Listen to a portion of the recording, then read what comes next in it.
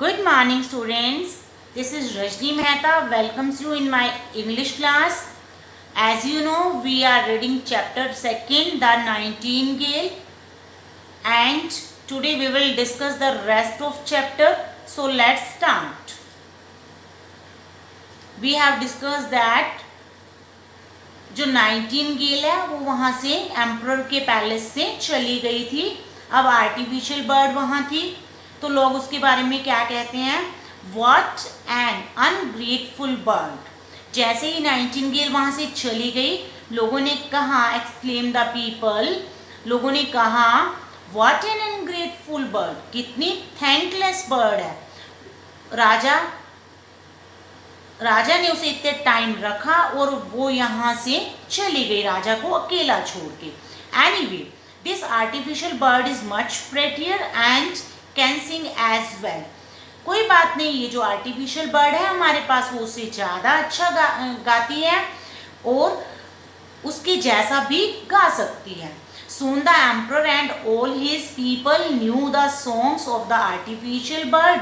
जल्दी ही एम्परर और जितने भी लोग थे उन्होंने आर्टिफिशियल बर्ड के सॉन्ग को सुना. या न्यू सिंगिंग के लिए है, बर्ड एंड लव्ड देम, और उसे लव किया. Only the poor fishermen knew that no artificial bird could sing as well as their little nightingale. बस एक जो गरीब फिशरमैन थे, मछुआरे थे, जो उसका सॉन्ग सुनते थे नाइटिंगेल का, उनको ही पता था कि नो आर्टिफिशियल बर्ड, कोई भी आर्टिफिशियल बर्ड उनकी लिटिल नाइटिंगेल की तरह नहीं गा सकती थी. One day the music machine in the artificial birds bejewelled body, bejewelled होता है जो ज्वेलरी से लदी हुई शरीर बॉडी होती है, क्योंकि उसको राजा ने गोल्डन के स्लीपर डाले थे ना, तो वो जो बॉडी थी उस बर्ड की, जो आर्टिफिशियल बॉडी थी, एक दिन क्या हुआ, सडनली स्टॉप, वो चलना रुक गई, वर्किंग काम करना. The watch maker who fixed it said that the machine had worked for too long and now the mechanical bird could sing just once a year. जो वॉच मेकर था, जो उसे बनाने वाला था, उसने क्या कहा कि मशीन जो है वो बहुत ज़्यादा समय चल चुकी है, अब ये बर्ड सिर्फ साल में एक ही बार गा सकती है. 5 years passed and the emperor became very ill. 5 years बीत गए और एम्परर जो था वो बीमार हो गया. The people were filled with sorrow. लोग दुखी हो गए. A new emperor was selected. नए एम्परर को सिलेक्ट कर दिया गया. The old बूढ़ा पेल होता है बेटा जो बिल्कुल वीक हो चुका हो, पेल एम्परर ले ऑन हिज बेड, अपने बेड पे पड़ा रहता था. The palace that had once been filled with the songs. वो पैलेस जो एक बार नाइटिंगेल के सॉन्ग से गूंजा था, वो साइलेंट, फिर से साइलेंट हो गया. The emperor looked at the artificial bird and said. Emperor ने उस आर्टिफिशियल बर्ड की ओर देखा. ये देखो, ये एम्परर आर्टिफिशियल बर्ड की ओर देख रहा है. क्या कहता है उसको, sing please sing, I have given you a golden slipper that hangs around your neck.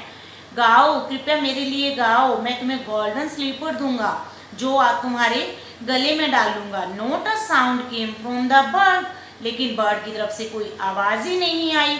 Meanwhile, उसी टाइम, उसी दौरान क्या हुआ, the Nightingale heard about the emperors illness. Nightingale ने एम्परर की बीमारी के बारे में सुना कि एम्परर बहुत बीमार हो गया था. She came and set on a branch of a tree. वो आई और ट्री की ब्रांच पे बैठ गई. Outside the emperors bedroom window, emperor की बेडरूम की विंडो के बाहर जो ट्री था उसके बाहर आके बैठ गई. Okay, she began to sing, उसने गाना शुरू किया. She sang of hope and joy, उसने गाना गाया, कौन सा, होप का, एक ऐसा गाना गाया जिससे राजा के अंदर उम्मीद जगे और उसे आनंद मिले. ऑफ पीस एंड लव, शांति का सॉन्ग गाया उसने, प्यार का सॉन्ग गाया. And the paleness disappeared from the cheeks of the emperor. और एम्परर की गालों से डिसअपियर होता है बेटा, खत्म हो जाना, वैनिश हो जाना, चली गई. पेलनेस जो उसकी बीमारी थी, जो उसकी थकावट थी, वो राजा के चेहरे से चली गई। स्लोली हिज स्ट्रेंथ रिटर्न, और धीरे धीरे उसकी जो स्ट्रेंथ थी, उसके शरीर में ताकत वापस आने लगी। Go on little nightingale go on, गाते रहो छोटी बुलबुल गाते रहो। He said and the little bird sang, उसने कहा और लिटिल बर्ड ने गाया उसके लिए। सैंग ऑन, गाती रही। And on and the emperor fell into a deep sleep, और एम्परर डीप स्लीप में सो गया। व्हेन ही अवोक, जब वो जागा, he was strong and happy, वो ताकतवर था और खुश था। And the warm sunshine touched him as it shone through the window, और अब धूप निकल गई थी जो कि विंडो से अंदर आ रही थी। स्टे विद मी, मेरे साथ रुको लिटिल बर्ड, छोटे पक्षी, सैड एम्परर, एम्परर ने कहा। And Singh only when you want, और तभी गाओ जब तुम्हें अच्छा लगे। आई शैल डिस्ट्रॉय द आर्टिफिशियल बर्ड, क्योंकि आर्टिफिशियल बर्ड के आने की वजह से नाइटिंगेल वहाँ से चली गई थी ना, उसको लगा था कि अभी हाँ मेरी ज़रूरत नहीं है।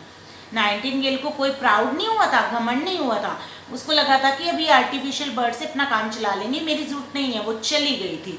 तब एम्परर उनको क्या कहता, आई शैल डिस्ट्रॉय द आर्टिफिशियल बर्ड, आप यहाँ रुको, मैं इस आर्टिफिशियल बर्ड को डिस्ट्रॉय कर दूंगा। नो योर मैजेस्टी, नहीं मेरे मालिक, सैड द बर्ड, बर्ड ने कहा। इट सैंग फॉर यू, इसने तुम्हारे लिए गाया था। एंड गेव यू प्लेजर, और तुम्हें खुशी दी थी। I will sit outside your window, मैं आपकी विंडो के बाहर बैठ जाऊंगी। एंड सिंग फॉर यू, और आपके लिए गाती हूँ। But promise me one thing, लेकिन एक चीज का मुझसे प्रॉमिस करो। Anything, said the emperor, emperor ने कहा मैं कोई भी प्रॉमिस करूंगा, anything. Please don't tell anyone about me, अब बर्ड ने क्या रिक्वेस्ट की कि तुम मेरे बारे में किसी को नहीं बताओगे। I shall sing for you and fill you with joy, मैं आपके लिए गाऊंगी और आपको खुशी से भर दूंगी। I shall fly away to the fisherman and the poor who are tired and sad, और तुम्हारे लिए गाने के बाद मैं यहाँ से चली जाऊंगी उन फिशरमैन के लिए, उन गरीबों के गाने के लिए जो थक जाते हैं और उदास हो जाते हैं। And will sing for them to make them happy, उन्हें खुश करने के लिए मैं फिर उनके लिए गाऊंगी।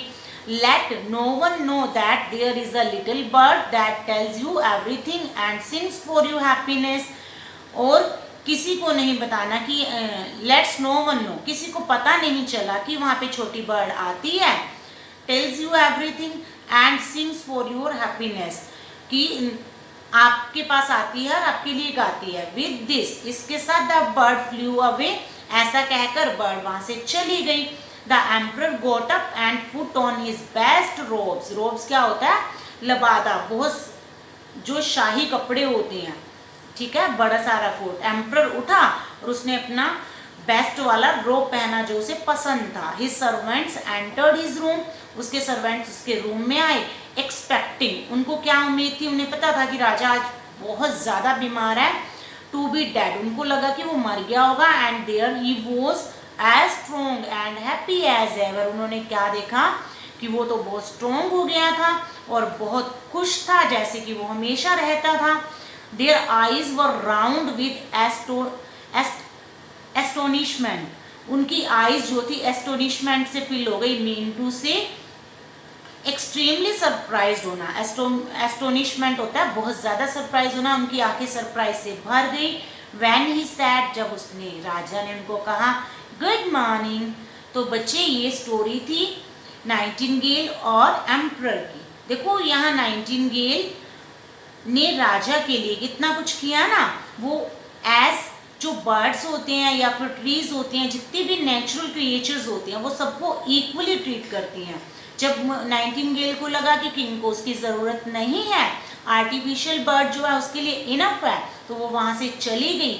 जैसे ही उसको पता लगा कि किंग बहुत ज़्यादा बीमार हो गया, एम्परर बहुत ज़्यादा वीक हो गया, उसे उसकी नीड है, तो वापस आ गई। लेकिन जब भी एम्परर ने उसको रोकना चाहा, उसने लालच में नहीं आई, वो नहीं रुकी, ठीक है। उसने कहा कि मेरे सॉन्ग की नीड जो पुअर लोगों को भी है, ठीक है, फिशरमैन को भी है, तो मैं उनके लिए भी गाऊंगी और आपके लिए भी गाऊंगी। तो इससे हमें क्या मोरल सीखने को मिलता है कि हमें सबके साथ इक्वली ट्रीट करना चाहिए। जैसे नेचर हमारे साथ इक्वली ट्रीट करती है ना, तो हमें भी सबके साथ इक्वली ट्रीट करना चाहिए और किसी की मुश्किल टाइम में हमें उसकी हेल्प करनी चाहिए। So this was our interesting story. Have a nice day, bye bye.